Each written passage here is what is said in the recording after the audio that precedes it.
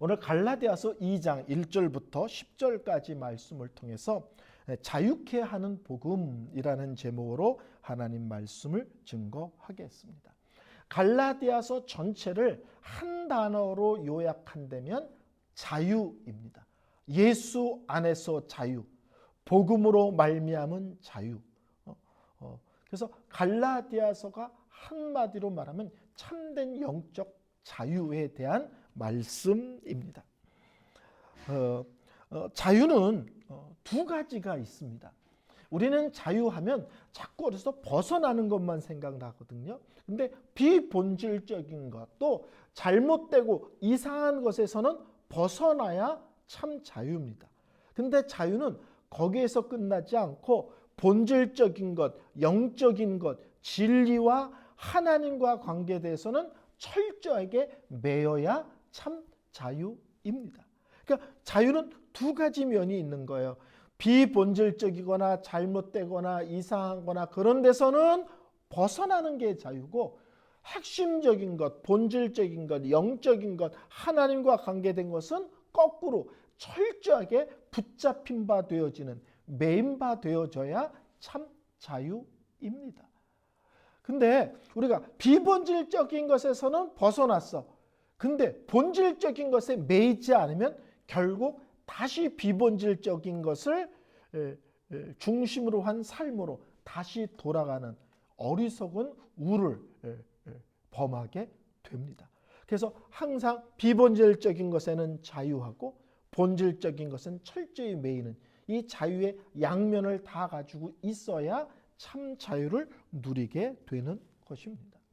이 갈라디아서 1장에서 바울이 강조하는 것은 나 사도야 하는 것입니다. 나 사도야 라고 말하는 것은 자기 변명이 아니라 하나님께서 자기를 세운 사도라는 것이 분명해야 자기가 전한 복음이 의심받지를 않는 겁니다. 그래서 사도 바울이 나 사도야 라고 말하는 말은 다른 말로 하면 내가 여러분에게 전해준 복음은 그 출발이 나에게 있지 않고 하나님께 있습니다. 하나님이 불러서 나를 세웠고 하나님이 나를 여러분에게 보내줬고 하나님이 이런 분명한 복음을 증거하라고 말씀하셨습니다. 그러면서 사도 바울이 1장에 자기 변호를 합니다. 그러면서 이제 무슨 얘기를 하냐면, 그래서 나는 예수를, 부활하신 예수를 만난 뒤에 이스라엘 예루살렘에 있는 그 사도와 종교 지도자들을 만난 적이 없습니다. 배운 적이 없다는 얘기를 하기 위해서 들이미는 증거가 만난 적이 없습니다. 그러면 한 번도 안 만났습니까? 만나긴 만났습니다. 언제 만났습니까? 부활한 예수를 만나고 3년이 지난 뒤에 만났습니다. 나는 그 3년 동안 하나님으로부터 복음을 들었을 뿐만 아니라 하나님이 나에게 알려준 복음을 증거하는 자로 살았습니다. 그리고 예수의 복음을 증거하다가 3년 뒤에 예루살렘에 가서 베드로를 만났는데 그것도 오래 만나지도 않았습니다. 한 보름 정도 만났습니다. 근데 그들하고 교제했는데 그들이 알고 있는 예수와 내가 알고 있는 예수, 그들이 알고 있는 복음과 내가 알고 있는 복음이 똑같다는 것을 확인했을 뿐 그들에게 배운 것은 아닙니다. 이렇게 얘기를 하는 거예요. 그러면서 이제 2장 14절에는 2장 1절은 어떻게 시작하냐면 14년 뒤에 이렇게 얘기합니다. 그러고 나서 사도들 또 언제 만났습니까? 그랬더니 그러고 나서 14년이 지난 뒤에 사도를 만났습니다. 1절 2절 말씀 볼까요? 14년 후에 내가 바나바와 함께 디도를 데리고 다시 예루살렘에 올라갔다가 계시를 따라 올라가. 예루살렘은 항상 올라간다고 표현한다고 그랬죠. 근데 예루살렘을 올라가는데 왜 올라가느냐? 계시를 따라. 여기서 계시란 말은 성령을 따라라는 의미입니다. 정말 하나님의 은혜와 복음을 깨달으면 참된 자유자가 됩니다. 참된 자유자는 어디에 매이느냐? 성령에 매입니다. 자기의 기분, 자기의 환경에 따라 이랬다 저랬다 하는 것이 아니라 자기의 모든 삶의 어디에 초점을 맞추고 있느냐? 성령께서 어떻게 나를 인도하시는지, 성령께서 무엇을 기뻐하시는지 거기에 예민하고 거기에 초점을 맞추고 거기에 순종하며 삽니다. 참 자유의 사람 바울의 삶의 특징이 뭐냐? 그러면 성령에 매여 사는 인생이다. 여러분. 14년 후에 바울이 바나바와 디도를 데리고 예루살렘에 올라갔는데 왜 올라가느냐? 성령의 인도하심을 따라서 올라간 것이라는 거예요. 참 믿음의 사람, 참 은혜의 사람은 다른 말로 하면 참 성령의 사람입니다. 항상 성령의 인도와 역사와 간섭에 집중하고 또 성령께서 나에게 뭘 요구하시는 것이 있는지 예민하게 살피고 그것이 분명해지면 지체하지 않고 순종하는 것이 참 믿음의 사람, 참 은혜 안에 자유로운 사람들의 삶입니다. 성경에 보면 사도 바울이 성령에 예민하게 반응하고 순종한 얘기가 참 많이 나옵니다. 사도행전 13장은 사도 바울과 바나바가 그 안디옥 교회를 함께 목회를 하고 있었습니다. 근데 그들이 금식할 때 갑자기 성령께서 바울과 바나바를 따로 세우라, 구별하라. 그러고는 이 두 사람은 이제 안디옥 교회 목회를 그만두고 세계 복음을 위하여 선교사로 파송하라는 명령을 받습니다. 근데 목회하던 바울과 바나바가 선교 사역으로 나가게 된 게 누가 결정한 거냐? 누가 명령한 거냐? 사도행전 13장 2절 3절 보면 성령께서 하셨다. 목회하던 바울이 왜 갑자기 1차, 2차, 3차 전도 여행을 떠나게 됐는가? 성령께서 말씀하셨기 때문에 그 성령의 말씀에 순종하여 그리 했다는 겁니다. 사도 바울이 이 복음을 들고 갈 때 아시아로 갈지 유럽으로 갈지의 문제가 있었습니다. 사도행전 16장에 보면은 6절에 보면 이런 말씀이 나와요. 사도 바울에게 성령께서, 7절에는 예수의 영이, 성령님의 별명이 많아요. 성령님의 별명 중에 예수의 영, 그리스도의 영, 하나님의 영, 진리의 영, 성결의 영, 별명이 많아요. 보혜사, 이게 다 성령님의 별명입니다. 근데 6절에는 성령께서 말씀하셨다. 근데 7절에는 예수의 영이 말씀하셨다. 근데 9절에는 환상을 봤는데 마케도니아 사람이 나타나서 바울에게 뭐라고 말하냐면 마케도니아로 건너와서 우리를 도우라. 이런 환상을 봅니다. 두 번의 성령의 말씀과 환상을 보고서 사도 바울이 발걸음을 유럽에서 아시아로 옮깁니다. 내가 사역을 하는데 이쪽으로 갈 것인가 저쪽으로 갈 것인가, 사역지와 사역의 방향을 누가 정하는가? 회의에서 정합시다. 목소리 큰 사람이 주장하는 대로 정합시다가 아니라 성령께서 인도하시는 대로, 성령께서 말씀하시는 대로 정합니다. 여러분이 로마서 1장을 보면 1장 1절부터 17절까지가 긴 인사말이에요. 로마 교회를 향한 긴 인사말. 근데 거기에 사도 바울이 이렇게 얘기합니다. 내가 여러 번 로마에 가서 여러분을 만나고 싶었습니다. 근데 번번이 길이 막혔습니다. 근데 어느 때든지 하나님 뜻 안에서 여러분에게 나아갈 좋은 길 얻기를 원합니다. 로마 가고 싶으면 지가 가면 되지. 뭘 이렇게 걱정해? 사도 바울은 자기는 가고 싶어. 근데 결정은 누가 하는 거야? 하나님이 하는 거야. 내가 여러 번 가려고 그랬는데 여러 번 막혔습니다. 근데 언젠가 하나님께서 길을 열어주실 때가 있는데 그때가 가장 좋은 때, 그때가 가장 좋은 길이라고 믿고 기다리고 있습니다. 거길 왜 안 가? 가고 싶지. 근데 기도해 봤더니 성령님께서 아직 아니래. 지금은 때가 아니래. 에이, 그래도 가고 싶으면 가는 거지. 그런 게 어딨어. 그런 게 어딨긴 어딨어요. 믿음의 사람은 자기 마음대로 결정하지 않습니다. 기도하고 주의 뜻을 구하고, 그리고 명확해질 때 움직입니다. 사도행전 20장 20절부터 24절에 봐도 사도 바울이 에베소의 장로님들과 만나서 얘기하는 건데 거기서 이런 얘기를 해요. 보라, 나는 이제 심령의 매임을 받아서 예루살렘으로 가는데, 여기서 심령의 매임을 받았다는 말은 더 쉽게 말하면 성령의 매임을 받아서 성령의 강권하심 때문에 나는 예루살렘으로 갑니다. 가면 내가 어떤 어려움이 있을지 나는 예측하지는 못합니다. 근데 많은 어려움이 있지 않을까 이런 생각이 듭니다. 그럼 우리는 그럼 가지 마. 가면 문제가 많을 텐데 거길 왜 가? 그건 우리 생각이에요. 참 믿음의 사람 바울은 성령이 나를 강권하시니, 성령이 나를 예루살렘으로 이끄시니 가면 어떤 일을 겪을지 예상은 되지 않지만 많은 문제가 있을 것 같아.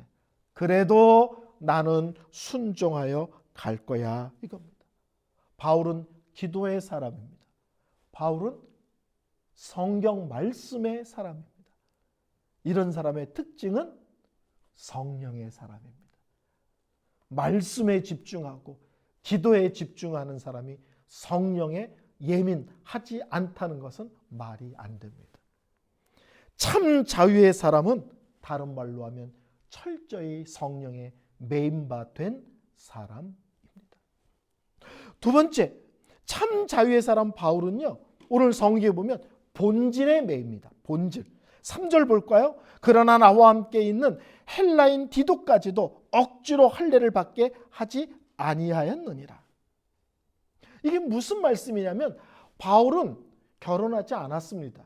근데 아들이라고 부르는 사람이 있어요. 아들. 영적인 아들, 믿음의 아들. 한 사람은 디모데고 하나는 디도입니다. 디모데는요, 어떤 사람이냐면 아버지가 헬라인이야. 근데 엄마는 유대인이에요. 디모데는. 근데 디도는 둘 다 엄마 아빠가 헬라인입니다. 근데 둘 다 사도 바울과 동역하고 나중에는 다 교회를 맡아서 목회하는 목회자로 삽니다. 근데 어떤 문제가 있느냐? 디모데한테는 사도 바울이 할례를 받게 합니다. 근데 디도한테는 할례 받을 필요 없어 이럽니다. 왜 똑같은 믿음의 아들이라면서 디모데한테는 할례를 받으라고 하고 디도한테는 할례를 안 받아도 되라고 하느냐? 사도 바울이 이랬다 저랬다 하는 사람인가? 아니요. 믿음의 본질을 잘 알면 자유롭습니다. 디도에게 할례를 받으라고 한 이유는 뭐냐면 디도가 복음을 전하러 간 디모데가 복음을 전하러 간 대상이 유대인인 거예요. 그러니까 유대인은 할례 받지 않는 사람과 상종을 하지 않습니다. 그러니까 디모데가 유대인에게 복음을 전하려고 하다 보니까 할례를 받아야만 복음을 전하는 거예요. 여기서 중요한 것은 사도 바울은 오직 예수로 충분하다. 십자가와 부활로 충분하다고 생각하는 거예요. 할례 필요 없다. 율법을 지키는 거 필요 없다라고 믿는 사람이에요. 오직 복음만으로 충분하다. 근데 왜 할례를 받으라고 하느냐? 구원 때문에 할례를 받으려고 하는 게 아니라 쉽게 말하면 선교를 가는데 저쪽 사람들에게 다가가려면 할례를 받아야만 다가갈 수 있어. 그래서 할례를 받으라는 거예요. 구원과 관계돼서 할례가 아니라 전도할 대상자를 위해서.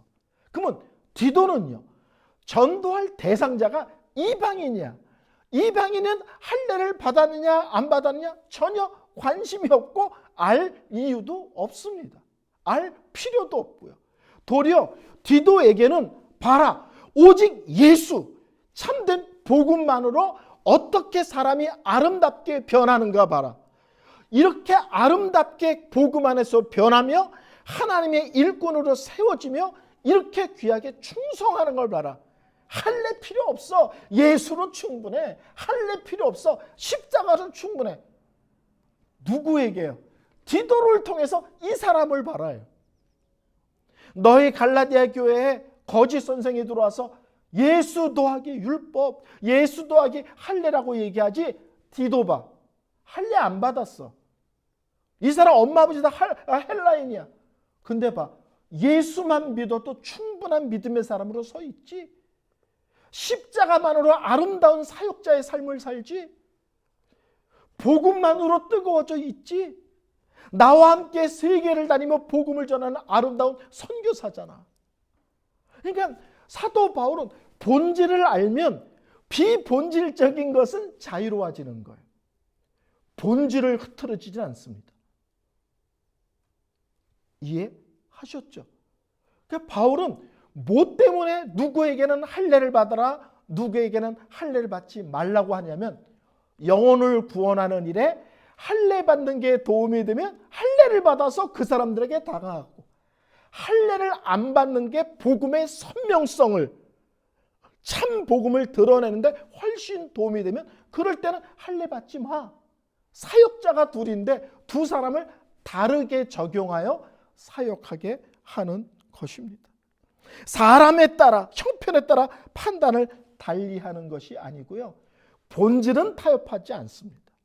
그리고 선교할 대상들에게 다가갈 때 어느 게 더 핵심적이고 도움이 되는가, 저 영혼들을 살리며 섬기는데 어떤 게 유익한가에 따라서 적용을 다르게 하는 겁니다. 우리가 공부도 그렇죠. 정확하게 알면 적용이 가능하잖아요. 정확하게 모르면 적용을 못해. 그렇죠? 바울은 복음에 정확하니까 비본질적인 것은 언제든지 그렇게 자유롭습니다. 참 믿음의 사람, 참 자유의 사람은 본질에 매입니다.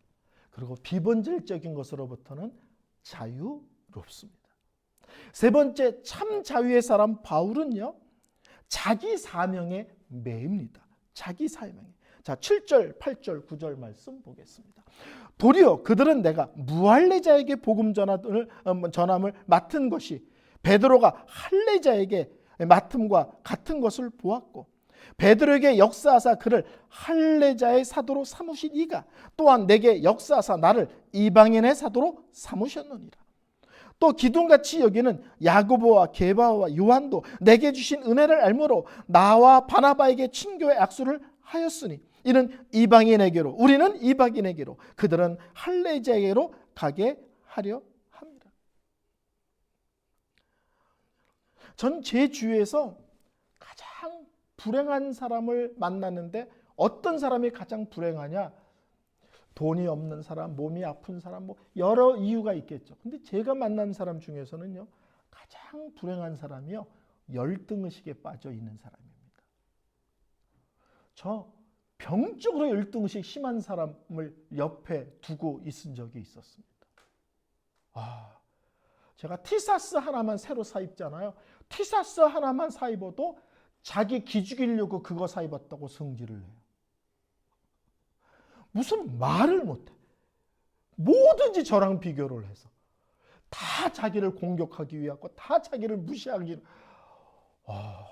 정말 열등의식을 병처럼 앓고 있는 그런 사람, 제가 제 삶 속에 두 사람을 만났습니다. 근데요, 참 신기해요. 좋은 학교 나왔다고 열등의식 없는 거 아니에요. 재산을 많이 가지면 열등의식 없는 거 아니에요. 좋은 학교 나온 사람은요, 유학 안 갔다 온 것 때문에 또 열등의식이 있고요. 부자들 있잖아요. 더 부자가 있어서 열등의식이 있고요. 열등의식은 병이야. 끝도 없어요. 그러니까 남과 비교하는 사람은 불행합니다. 근데 이런 거 들어보셨어요? 우월의식 있는 사람들 보셨어요? 혹시? 병적으로 우월의식. 근데 그 우월의식이요, 열등의식 때문에 나오는 거예요. 그래서 열등의식과 우월의식은 뿌리가 같습니다. 둘 다 열등의식에서 나와요. 근데 그런 사람이 옆에 있으면 말도 못하게 피곤합니다. 어쩌면 불쌍하기도 합니다. 사도 바울은 정말 하나님을 깊이 만났기 때문에 자기에게 허락한 삶, 자기에게 주신 사명, 자기에게 주신 은사에 집중합니다. 다른 사람은 사역지가 어디래? 그 사람이 있어 사역했는데 어떤 일이 벌어진데 남이 어디서 사역하는지, 남이 어떻게, 그게 뭐가 중요해? 그 사람은 자기의 사명과 은혜를 따라서 헌신 충성하면 되고, 나는 나에게 맡겨진 자리에서 나에게 맡겨진 일을 최선을 다해 달하면 되지. 이게 영적으로 자유하는 사람의 특징입니다. 자기 삶의 자리에 집중합니다. 그러니까 자족하죠. 자족하면 감사할 수밖에 없습니다. 나는 여기 있는데 너는 왜 거기 있지? 이러고 시작하면 불행해지는 거예요. 근데 나는 여기 있어. 너무 감사해. 아주 자연스럽게 나오는 거죠. 그러니까 자족과 감사가 손을 잡는 것입니다. 바울은 이방인의 사도입니다. 이방인의 사도가 얼마나 영광스러운 부르심인지를 알면 기쁨이고 영적인 자부심이죠. 그렇죠? 나는 유대인인데 놀랍게도 하나님이 나는 한 번도 하나님을 들어보지 못한 사람에게 복음을 전하라고 해서, 야, 이렇게 영광스러운 게 어디 있어? 이렇게 되는 거예요. 근데요, 유대인을 대상으로 사역하는 사도들과 비교하면 열등의식이 될 수 있습니다. 저 사람들은 하나님이 특별히 사랑하는 하나님이 택하신 이스라엘을 위해서 사역하는데 나는 왜 개 같은 이방인한테 가가지고 이렇게 지지고 볶고 힘들고 고생을 해? 비교하면 이렇게 되는 거예요. 사도 바울은 유대인을 상대로 사역하는 사도들과 자기를 비교하지 않고 나는 이방인의 사도로 부르심을 받았으니 아멘. 베드로나 다른 사도는 유대인들을 향해 할례받은 사람을 위해서 사역하도록 부르심을 받았으니 그것도 아멘. 이렇게 얘기하는 거예요. 요나, 왜 요나가 불순종했습니까? 하나님, 저 사람도 선지자, 나도 선지자인데 나는 왜 이방인한테 가서 복음을 전하라고 합니까? 여기서 발단이 된 거예요. 그 부르심을 영광으로 생각해야 되는데 그 부르심을 하나님이 나는 B급 선지자로 대접하시나? 선지자 하는데 나는 참 선지자로 인정 안 하시나? 나는 왜 이방인한테 가야 돼? 여기서 이제 삐딱선을 타고 불순종하는 요나의 인생을 살게 됩니다. 우리나라 말에 이런 게 있죠. 다른 것은 다른 것이지 틀린 것이 아니다. 너는 이방인을 향해 사랑해? 너는 할례받은 사람을 향해. 누가 맞아? 맞긴 뭐가 맞아? 다르지만 둘 다 옳은 것입니다. 너는 몬트레이에서 목회하니? 예, 나는 실사에 대해서 하는데 저분은 마리나에서 하는데 에이, 잘못된 거야. 그런 게 어디 있어요? 각자 부르심 받은 곳에서 맡겨진 일들을 주신 은사를 통해 최선을 다하고 충성을 다하면 되는 겁니다. 그래서 오늘 본문에 이렇게 얘기하는 거야. 베드로는 할례자를 향하여 사역하라고 부르심 사도인 것을 내가 인정한다. 그리고 다른 예루살렘의 지도자들은 나와 바나바는 이방인들을 위해서 사역하도록 부르신 특별한 사람인 것을 인정한다. 그래서 끝에 교제의 악수를 했다. 서로가 서로를 인정하는.